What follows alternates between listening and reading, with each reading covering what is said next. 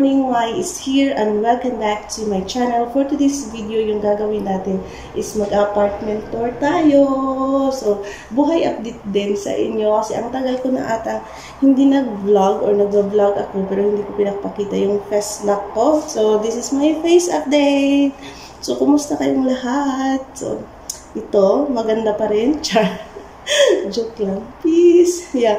Anyway, today is June 4, 2022 and yun nga, mag-apartment tour ako sa inyo. It's like an empty apartment tour, unclean apartment tour.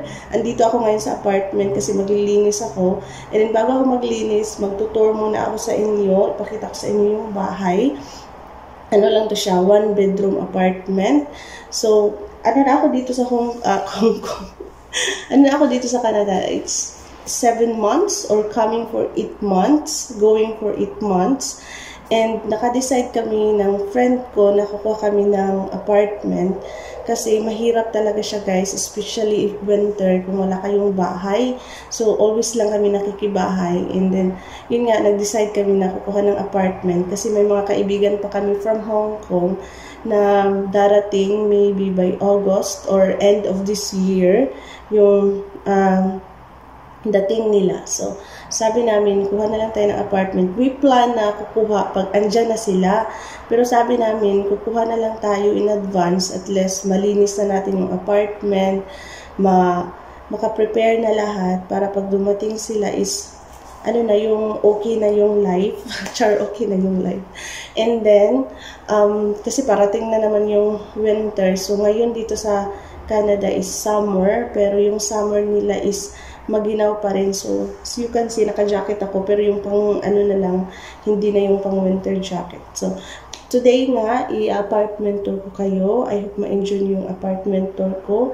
Hindi siya malinis. So, minadali kasi namin na maglipat ng ibang gamit dito. And, yeah, nanakawan din pala kami.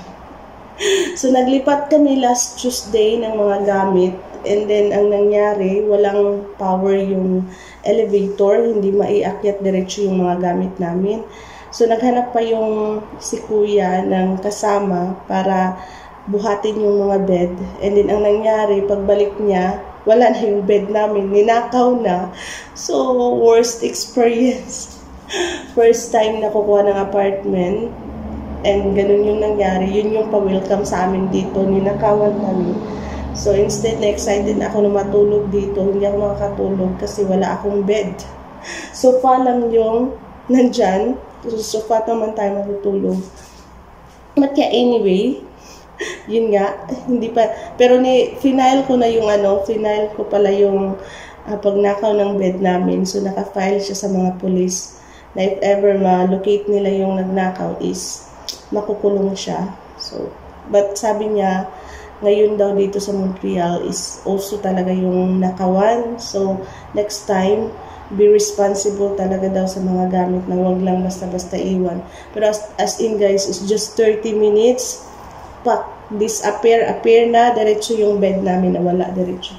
But yeah, today nga, house tour ko kayo, apartment tour ko kayo sa apartment namin. And nakapirma kami dito sa kontrata for 1 year. So, ito yung bahay natin for 1 year and I hope na kahit yung pa-welcome sa amin is naging nakawan, I hope whole year na nandito kami is magiging masaya tayo. And yeah, let's go! So hi guys, so ito yung entrance natin, yan yung main door natin. So hindi ko na siya bubuksan dyan. So galing dito, dyan ko kayo nilagay kanina. So, ito yung parang, anong tawag ba nito? Basta ito entrance. Yeah. Ito yung entrance natin. So, andyan yung mga bed namin, mga frame ng bed na kailangan pang i-install mamaya.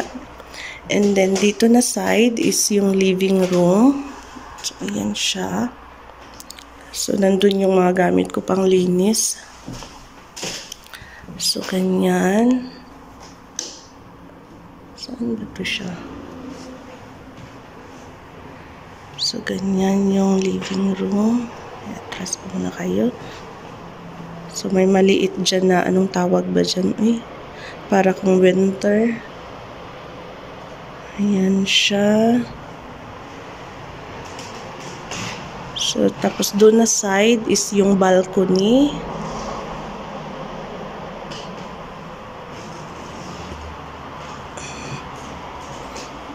Tapos yan.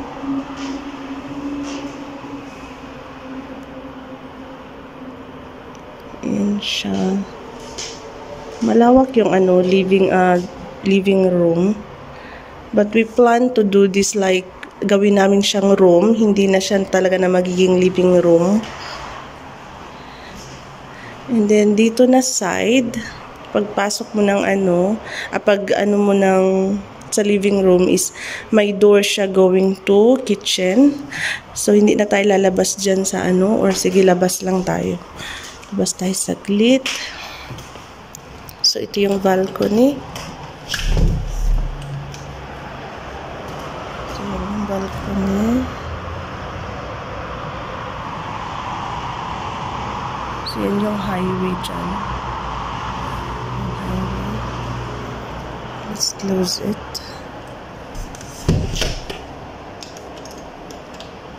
Look natin. Tapos, ayan siya. Yung living room. And then, dito naman, pagpasok natin is going to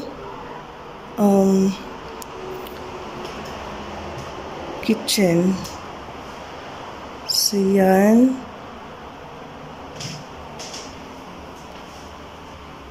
So, dyan namin ilalagay yung dining table namin na maliit. Ayan siya. Pero ang dumi pa niya. Hindi pa, maglilinis pa nga ako ngayon. So, ganyan siya, guys. And then, paglabas mo naman dito, may door ulit. Papunta naman doon sa itong hallway going sa room. So, yan. Close ko muna yung door doon. So, yung hallway. And then, dito, yung lagayan ng washing machine. So, dito ilalagay yung washing machine. Nasa labas siya. Hindi ko siya mabuhat papasok. And, may isang door dito. Ito yung lagayan ng mga pantry nyo. Ayan. And then, dito may isang door. Ito yung toilet. Ayan siya. So, yung toilet bowl is kailangan ko pa din siyang linisan kasi ang dumi. Hindi siya nilinis ng bago sila dito. Tapos, dito is going sa bedroom. So, ayan siya. So, kung sa Hong Kong to siya na bedroom, is magiging dalawa siya kasi malawak kahit one bedroom lang siya. Malawak siya, guys. So, ayan. So, yan yung door palabas. So, malawak siya. But you can see, ang dumi pa. And then, dito, mayroon siyang small na walk-in closet. Ayan. Ayan. So, may mga gamit naman pa kaming dinala dyan. Walang naglipat. So, ayun. Yung natin. Yung let's close this. So, ayan. Ayan siya. Going there. And palabas dito. And dyan sa dining. So, yun na yung apartment tour natin, guys. Empty and clean apartment tour. So, I hope na-enjoy kayo. So, later on, pag nalinis na namin to siya, nalagyan na namin siya ng curtain, na-install na namin yung bed namin, makabili na kami ng foam kasi ninakaw nga, is i-update ko kayo ulit. So, thank you so much for watching. I hope na-enjoy kayo and see you next time. Bye! Mwah.